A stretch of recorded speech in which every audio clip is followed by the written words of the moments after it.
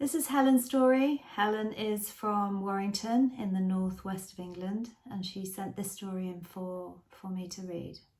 The day is forever engraved in my memory. 6th May 1983, age 13. I walked home from school. No one was in.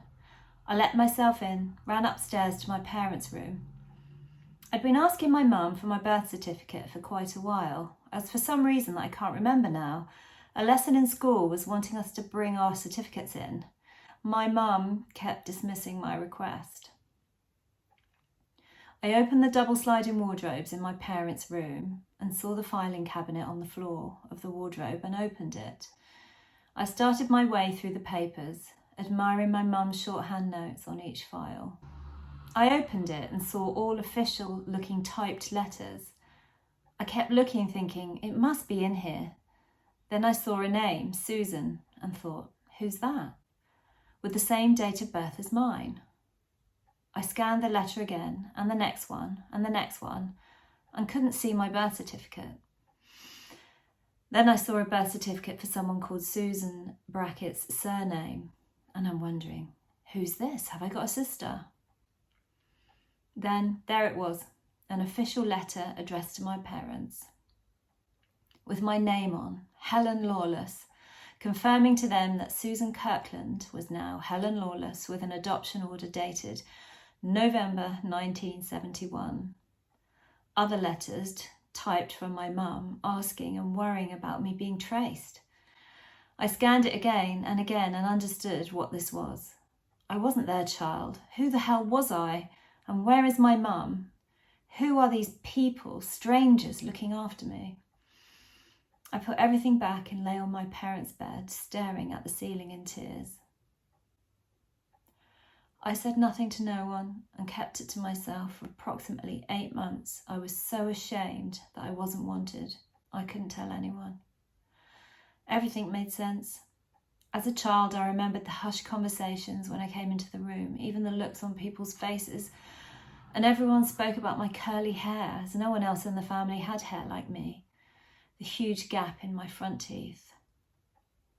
As a child, I used to ask my parents, who do I look like? And the quick panicked glances they gave each other, my answer was always the same.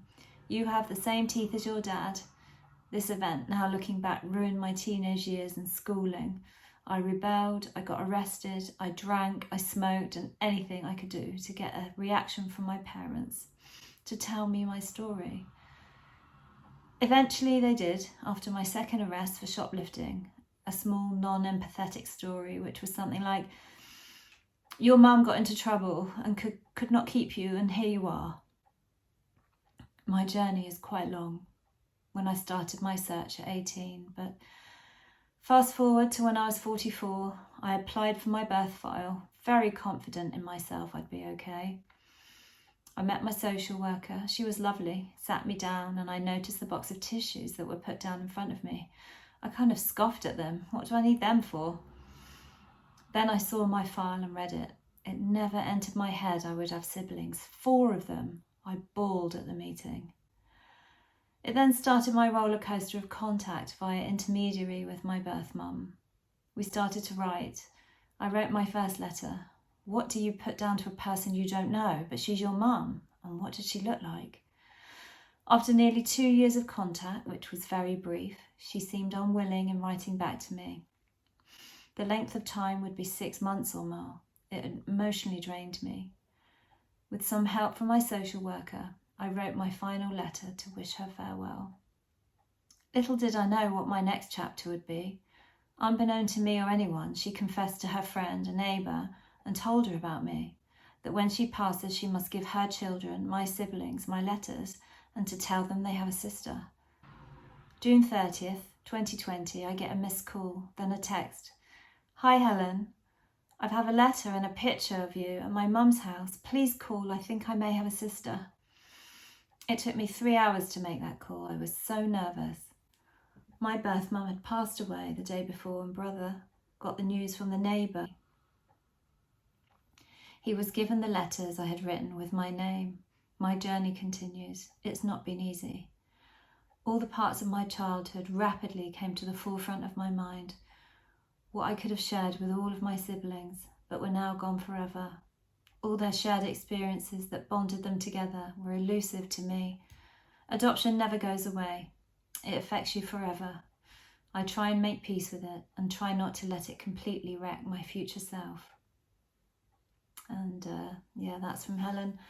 And I think this story just really confirms what it is to not really fully understand about ourselves, and this I've talked before about this sort of coherent narrative that we all form as we're growing up about who we are, and then when we get into our teenage years, that kind of extends to who we are in the world and trying to make sense of ourselves. And then to have that belief, that story dashed, and to be told that's not the case is quite a major speed bump in our sort of understanding of ourselves. And as I've said before, it's not to say that we can't. Obviously we can keep moving forward, and we can grow with that new knowledge, and you know, keep on trying to make sense of our lives moving forward. And but it is quite disruptive, and as Helen can vouch for, the fact that it's just always there, isn't it? Not knowing fully who you are and having that later told to you is a big thing. So we are sharing these stories because we all have a story to tell in some way. It doesn't matter the length of the story, long or short. You don't need to be a writer, it doesn't matter. It's about putting our truths out there and helping other people to feel less lonely, helping ourselves to process our journey. And it's very cathartic writing.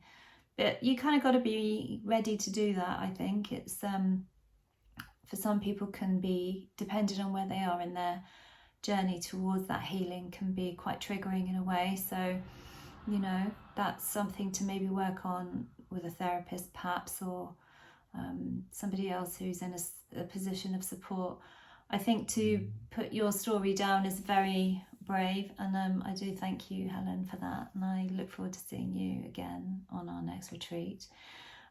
Do contact me if you would like to share your story on here. Our audience is very kind and understanding, and so it's just very useful to be able to, you know, have a space where we can talk about the events of our lives and where everybody is understanding and supportive of each other. So thank you for watching. Please do like and subscribe. It definitely makes a difference to reaching people out there.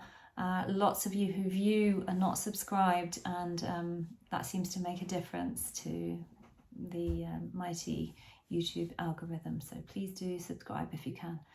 Thank you so much for watching. Until the next one.